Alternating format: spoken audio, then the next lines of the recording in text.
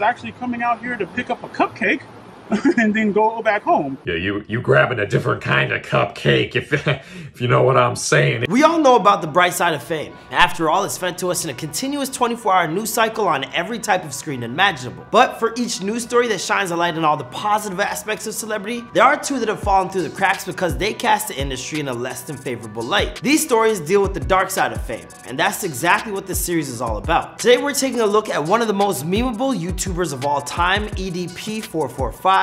Chances are, if you're between the ages of 17 and 33, then you've probably at least heard of this guy with a wildly inappropriate sense of humor. I scared out of a 6 to maybe 7-year-old little girl. On the bright side of fame, EDP445 is one of the most popular NFL vloggers on YouTube and is best known for his hot and heavy Philadelphia Eagles takes that almost never managed to be in good taste, but have still earned him hundreds of thousands of followers on Instagram while having just over 2 million subscribers on YouTube as well. Chip Kelly, what's up with it, cuz?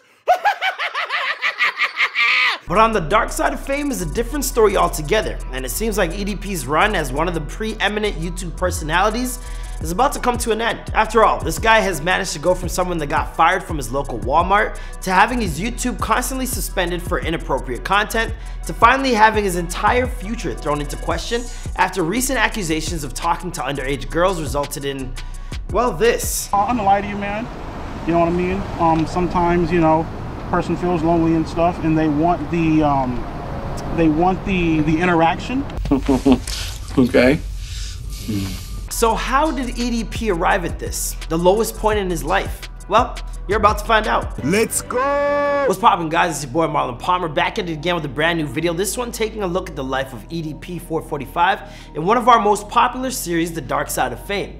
EDP445 has been a part of the YouTube community since around 2010, but I've got a feeling that's about to change. Honestly, he'll be lucky if he's still a free man only a few months from now. Keep watching to find out why. And in the meantime, don't forget to follow our Instagram account at Before They're Famous to make sure you're getting your chance to vote on what we do next around here. Follow me at ThatDudeMcFly, and let's get into the story.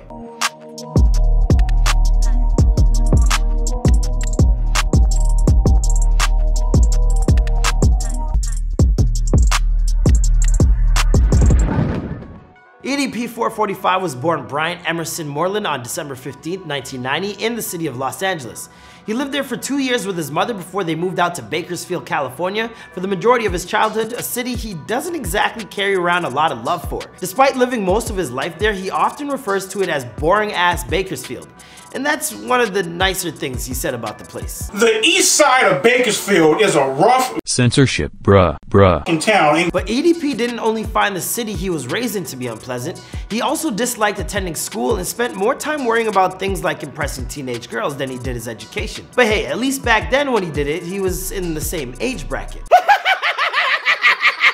One time he went so far as to put his entire foot through a 40-gallon fish tank to impress some girls he was crushing on. Needless to say, the plan backfired, and instead of ending up with a girl to call his own, he spent the next few months recuperating in a wheelchair.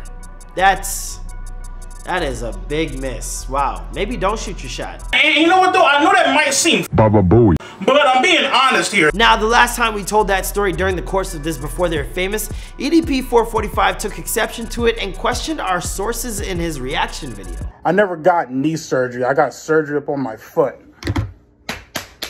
Both of my knees are still perfectly in good shape, my straight. So I don't, the fact that you said I got knee surgery, I don't know where the you got that from. The thing is, he must open his mouth so often without ever thinking about what he's saying that he's forgotten all the lies he's put out there, because our sources for that tidbit of info was none other than EDP himself from an interview with the WordPress blog. This you? After eventually graduating from high school, Bryant would begin a career at his local Walmart, where he worked the graveyard shift from 1 a.m. to 10 a.m. Around that same point in his life, he created a YouTube channel for himself and began posting content under the username EDP445. So what does that acronym stand for? Well, look, I'm gonna have to bleep this either way, but it stands for Eat That Bruh. Even if EDP likes to try and convince people that it doesn't, he once told Philly Mag, "To be honest, it was just something I thought of. It wasn't sex related or anything like that."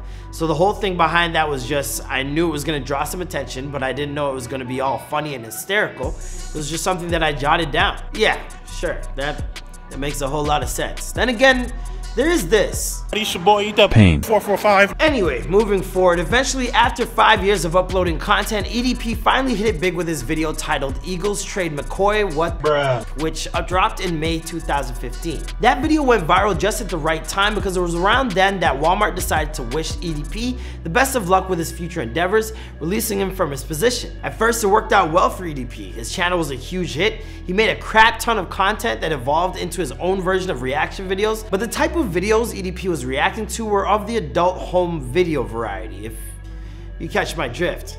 Hey buddy, I think you got the wrong door. The leather club's 2 blocks down. What I'm saying is his right arm was bigger than his left arm.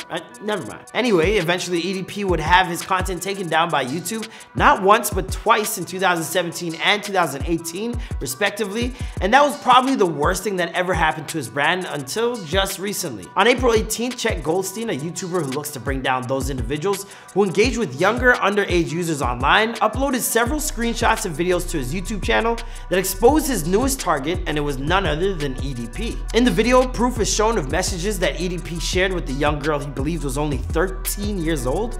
After convincing EDP to meet, Chet ambushed him on the street, and EDP, well, he couldn't really deny it, could he? And you did double text here, yes or no? Correct. Knowing, and it said on her profile 13, yes? Correct. Okay, so you initiated conversation with a 13-year-old knowing she was 13, yes or no? Correct. Without a doubt, this is an awful crime that EDP has been caught in the middle of, but to make matters even worse, it's far from the only time he's seen such accusations hurled his way. Only a few months prior, in July of 2020, EDP addressed accusations that he had been voice chatting with underage minors.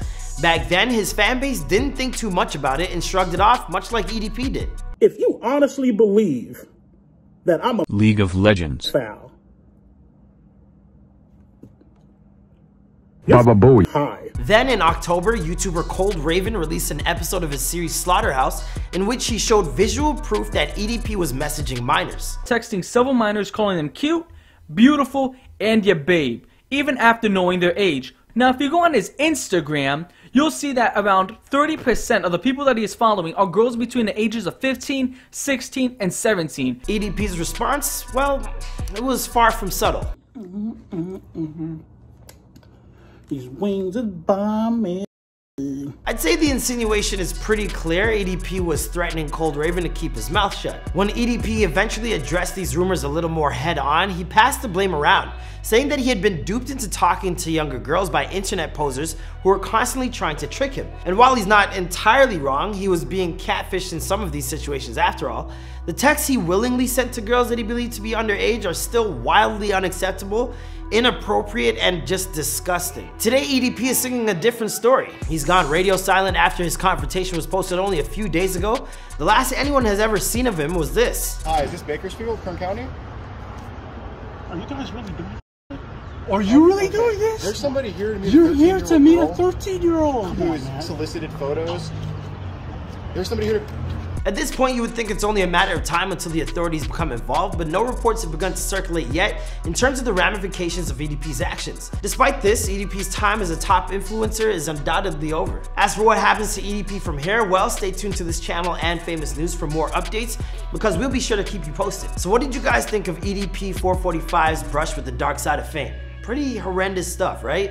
Honestly, it makes me more than a little sick, and while a lot of times when something like this happens, you hear people say I never would have guessed he'd do something like this, but I think we all need to be honest with ourselves and admit that from the very beginning of this was always a possibility with someone who would willingly call themselves EDP. Be sure to let me know what you guys think in the comments down below. Follow us on Instagram at Before They're Famous, where you can also vote on what's next, and I'll catch you guys in the next video. Bye!